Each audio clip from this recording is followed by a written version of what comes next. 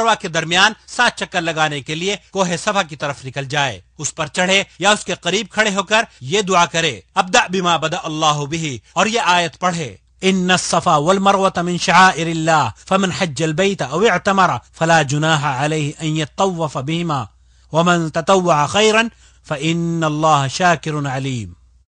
इसके बाद दोनों हाथ उठाकर दुआ करे, 3 दफा अल्लाहु अकबर कहे और इस दुआ को भी 3 बार पढ़े। वकर्रिर दुआ ला इलाहा इल्लल्लाह वहदहु ला शरीक लह लहुल मुल्क व लहुल हम्द व हुवा अला कुल्लि शैइन क़दीर ला इलाहा इल्लल्लाह वहदह अंजज़ वअदह व नसर अब्दह व हज़मल अहज़ाब वहदह।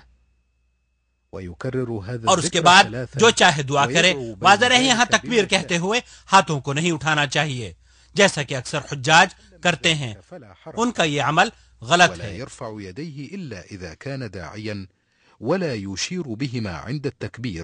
فإن ذلك من الأخطاء الشائعة عند كثير من الحجاج والمعتمرين. उसके बाद जिक्र अज़कार या दुआएं करते हुए मरवा की तरफ चले। يدعو بما يتيسر له من الدعاء لنفسه وأهله وللمسلمين. فإذا بلغ العلم और जब सब्ज निशान पर पहुंचे तो दौड़ना शुरू कर दे, यहाँ तक कि दूसरे सब्ज निशान तक पहुंच जाए और फिर आहिस्ता चलना शुरू कर दे। अलबत्ता औरतें कहीं भी तेज न चलें, न दौड़ें।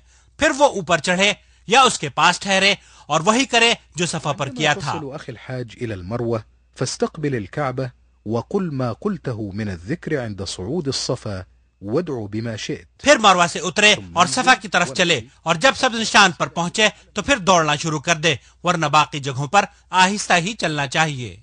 सफा से मरवा तक का जाना 1 चक्कर होता है और इसी तरह मरवा से सफा को आना दूसरा चक्कर कहलाता है। इस तरह सई के 7 चक्कर पूरे करें। मुहतरम हुज्जाज किराम, सई करते वक्त अगर दरमियान में आप थकावट महसूस करें या किसी मर्ज की वजह से आप पर सफा मरवा के दरमियान चलने में दुश्वारी हो तो आप व्हील चेयर का इस्तेमाल कर सकते हैं। और अगर तवाफ के बाद औरत को हैज या निफास शुरू हो जाए तो वो इस हालत में सई कर सकती है, क्योंकि सई के लिए तहारत शर्त नहीं। और बाज औरतों को देखा गया है कि वो मर्दों के साथ तेज भागती हैं, उन्हें ऐसा नहीं करना चाहिए। और जिस वक्त सई मुकम्मल हो जाए तो मुतमत्ता पर जरूरी है कि पूरे सल के बाल तराशे या छोटे करवाए। हाजी के लिए कसर यानी छोटे कराना अफजल है। अलबत्ता औरतें अपने तमाम बालों को एक जगह जमा करके उनके सिरे 1 इंच के बराबर या अपनी उंगली के पोरे के बराबर या उससे थोड़ा कम काटें। ये सब कुछ करने के बाद अब उम्रा मुकम्मल हो चुका है और मुहरिम के लिए हर वो काम हलाल है जो एहराम की वजह से ममनू हुआ था। शेख मोहम्मद बिन सालिह अल उथैमीन रहमतुल्लाह अलैह फरमाते हैं कि मुअतमिर को चाहिए कि एहराम बांधने के बाद से लेकर तवाफ शुरू करने तक और हाजी को हज का एहराम बांधने से लेकर 10 ज़िलहिज्जा तक यानी बड़े जमरे को कंकरियां मारने तक तलबिया कसरत के साथ पुकारता रहे। लब्बैक अल्लाहुम्मा लब्बैक लब्बैक ला शरीक लक लब्बैक इन्नल हम्द वन निअमत लक वल मुल्क ला शरीक लक। 8 ज़िलहिज्जा का दिन जिसे यौम तरविया कहा जाता है। तमाम हुज्जाज किराम आज के दिन हज का एहराम बांधकर अल्लाह के रसूल सल्लल्लाहु अलैहि वसल्लम की सुन्नत के मुताबिक मिना की तरफ रवाना होते हैं। बेहतर यह है कि ज़वाल से पहले मिना के लिए निकलें और रास्ते में कसरत से तलबिया कहते रहें और मिना में ज़ोहर, असर, मगरिब, इशा और फजर की नमाजें अदा करें। इनमें से जो नमाजें 4 रकात वाली हैं उसमें कसर करें यानी 2 रकात पढ़ें। वाज़ेह रहे कि यह हुक्म तमाम हुज्जाज के लिए आम है, मक्का वालों के लिए भी इसी तरह से है जिस तरह दूर से आए हुए हाजियों के लिए है। हुज्जाज के लिए सुन्नत यह है कि ये वो रात मिना में गुजारें और फजर की नमाज पढ़ने के बाद अगले दिन यानी 9 ज़िलहिज्जा को सूरज तुलू होने के बाद मिना से अरफात के लिए तलबिया पुकारते हुए अल्लाह का जिक्र करते हुए रवाना हों। 9 ज़िलहिज्जा का दिन जिसे यौम अरफा कहा जाता है, इस दिन हुज्जाज किराम मैदान अरफा की तरफ निकलते हैं। मुसलमान इस दिन तुलूअ शम्स से लेकर गुरूब आफताब तक अरफात के मैदान में ठहरते हैं। हुज्जाज किराम, इस दिन की बड़ी फजीलत अहादीस मुबारका में बयान हुई है।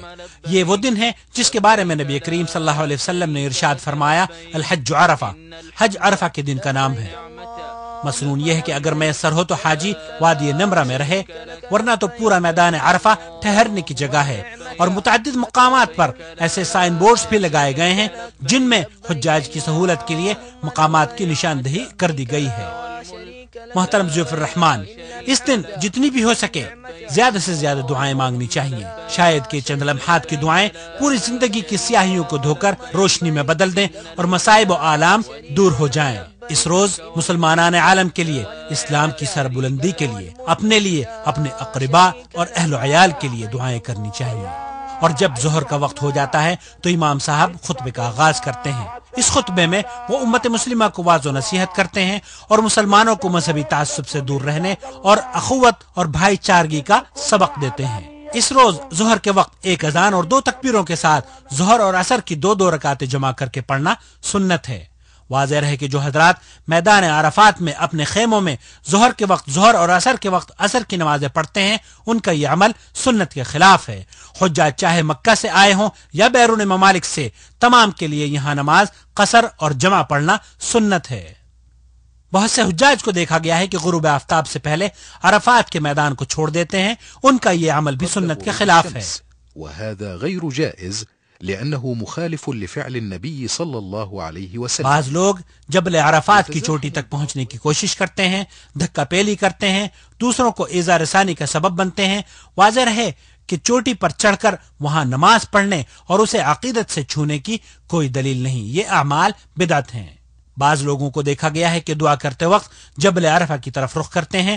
ان کا یہ عمل بھی سنت کے خلاف ہے اور سنت قبل رخ ہو کر دعا کرنا ہے. اللهم إني أعوذ بك من الكفر والفقر ومن عذاب القبر لا إله إلا أنت اللهم أنت ربي لا إله إلا أنت خلقتني وأنا عبدك وأنا على عهدك ووعدك ما استطعت أعوذ بك من شر ما صنعت وأبوء لك بنعمتك علي وأبوء بذنبي فاغفر لي إنه لا يغفر الذنوب إلا أنت.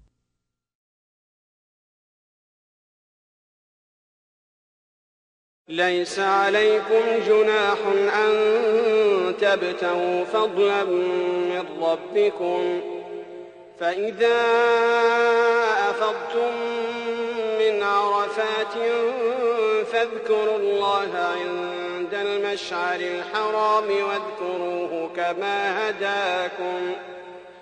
واذكروه كما هداكم وإن كنتم من قبله لمن الضالين ثم أفيضوا من حيث أفاض الناس واستغفروا الله إن الله غفور رحيم. مزدلفہ 9 ذی الحجہ کو سورج غروب ہو جانے کے بعد حجاج اکرام کے قافلے اللہ کا ذکر کرتے ہوئے مزدلفہ کی طرف روانہ ہوتے ہیں تاکہ وہاں پہنچ کر مغرب کی 3 رکعت اور عشاء کی 2 رکعت اکٹھی ایک اذان اور 2 اقامتوں کے ساتھ پڑھیں اور وہیں پر قیام کریں.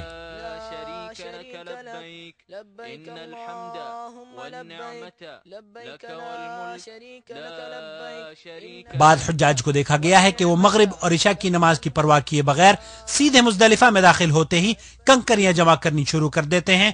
واضح ہے یہ جائز نہیں بلکہ نماز کی ادائیگی زیادہ ضروری امر ہے. یہ سمجھنا بھی غلط ہے کہ کنکریاں صرف مزدلفہ سے ہی لینی چاہیے. صحیح مسئلہ یہ ہے کہ کنکریاں حدود حرم میں کہیں سے بھی لی جا سکتی ہیں اور سنت یہ ہے کہ حاجی مزدلفہ میں رات کا قیام کرے. البتہ کمزور عورتیں اور بچے